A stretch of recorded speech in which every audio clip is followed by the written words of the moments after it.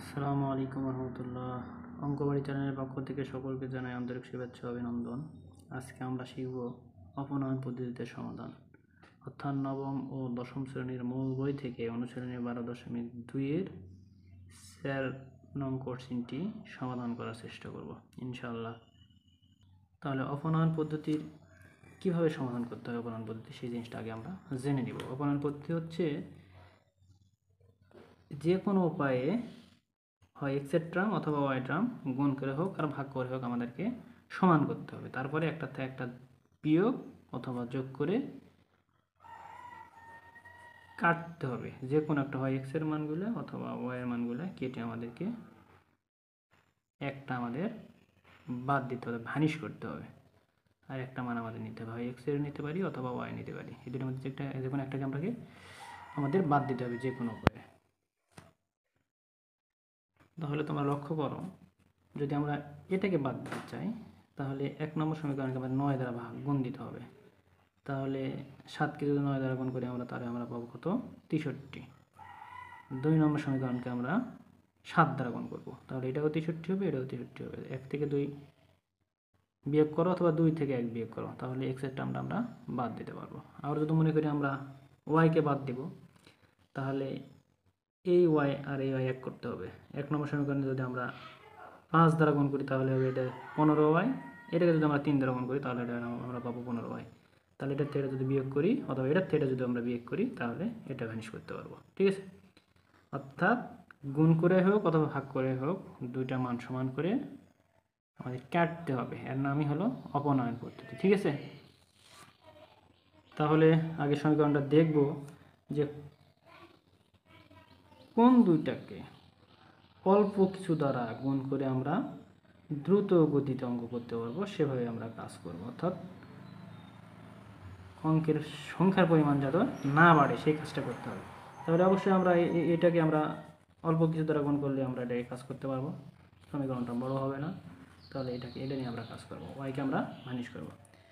সেভাবে 1 নম্বর সমীকরণকে আমরা 5 দ্বারা এবং 2 নম্বর সমীকরণকে 3 দ্বারা গুণ করব। গুণ করার পরে 1 থেকে 2 নম্বর সমীকরণ বিয়োগ করবো অথবা 2 নম্বর থেকে 1 নম্বর বিয়োগ করবো, যেটাই তোমরা পারো, সমস্যা নেই।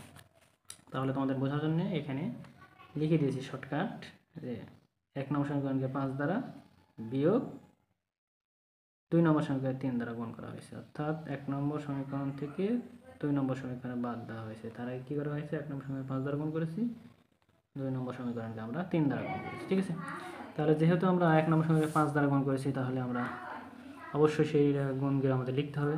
তাহলে 5 দ্বারা গুণ করলে আমরা পাবো 35x, এটাকে যদি আমরা 5 দ্বারা গুণ করি তাহলে পাবো আমরা 15y। তাহলে কথায় পুরো সমীকরণকে আমাদের সংখ্যা দ্বারা গুণ করতে হবে।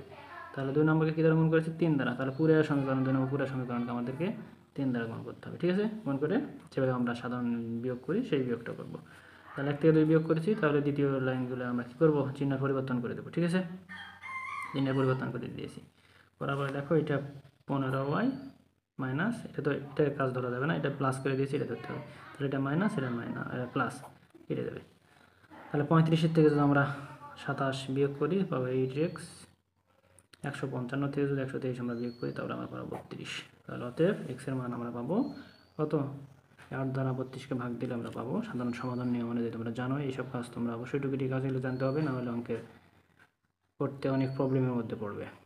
সেজন্য তোমরা যারা দুর্বল আছো তারা অবশ্যই তোমরা সমাজের অঙ্কগুলো একটু দেখবে, উৎপাদকের বিশ্লেষণ করা শিখবে, তাহলে ইনশাআল্লাহ অঙ্ক করতে পারবে। অর্থাৎ সবসময় প্র্যাকটিসের মধ্যে থাকতে হবে তোমাদেরকে, তাহলে অঙ্ক যে কোনো যতই কমা ছাত্র হোক, দুর্বল ছাত্র হোক, সবার জন্যই সাবজেক্টটা ইজি হয়ে যাবে যদি পরিশ্রম করো। যদি তোমরা অঙ্কের পিছনে খাটাখাটি করো, এক সময় দেখবে অঙ্ক তোমাদের দক্ষতার মধ্যে চলে আসবে, তোমার দক্ষ হয়ে উঠবে অঙ্কেতে আর কি। তাহলে এক্সের মান আমরা পেয়েছি 4। এই 4 তুমি যদি মনে করো যে কোনো একটা সমীকরণে বসিয়ে দেবো, তাও সমস্যা নেই। দুইটার মধ্যে যে কোনো একটা সমীকরণে বসিয়ে দিলেই তোমরা ওয়াই এর মান পাবে। অথবা যদি মনে করো যে আবার কোনো কিছু দ্বারা গুণ করে এই টার্মকে সমান করে এটা বাদ দিব, তাহলে ওয়াই এর মানটা তোমরা পাবে। ঠিক আছে, এভাবে করলেও পাওয়া যাবে। ওটা আরও দ্রুত গতিতে হবে, অত ঝামেলা করার দরকার নেই। যে কোনো একটা গুণ করে সমান করে দিয়ে তোমরা কী করবে? কাটাকাটি করে একটা ভানিশ করে একটার মান নিয়ে যেটা পাবে পরবর্তীতে ওই দুইটা সমীকরণ একটা সমীকরণ নেবে নিয়ে ওই মানটা বসিয়ে দেবে। ঠিক আছে, যদিও পরের অংশ প্রতিস্থাপনের মতো হচ্ছে, কিন্তু প্রথমটা তোমাকে দেখাতে পারলে দ্বিতীয়টার কোনো সমস্যা নেই। ঠিক আছে, এটাই হলো অপনয়ন।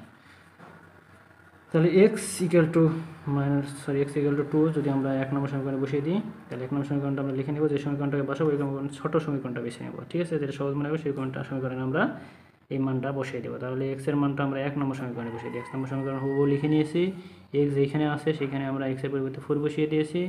তারপরে আমরা কাজ করে আমাদের লাগবে ওয়াই। তাহলে এই টার্মটা আমরা উপরে নিয়ে গেছি, এটা প্লাসের টার্ম, উপরে যা মাইনাস আছে মাইনাস ওয়াইটা এই পাশেই আছে। তাহলে 31 থেকে -8 যদি বাদ দিয়ে আমরা পাবো কত 3।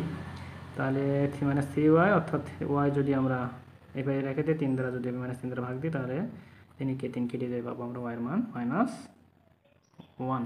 ওয়াইয়ের মানটা পেয়েছি আমরা -1। তাহলে অতএব নির্ণয় সমাধান আমরা কি পেয়েছি, এক্স এর মান 4, ওয়াইয়ের মানটা হচ্ছে 1। এটা হচ্ছে অপনয়ন পদ্ধতি। ঠিক আছে।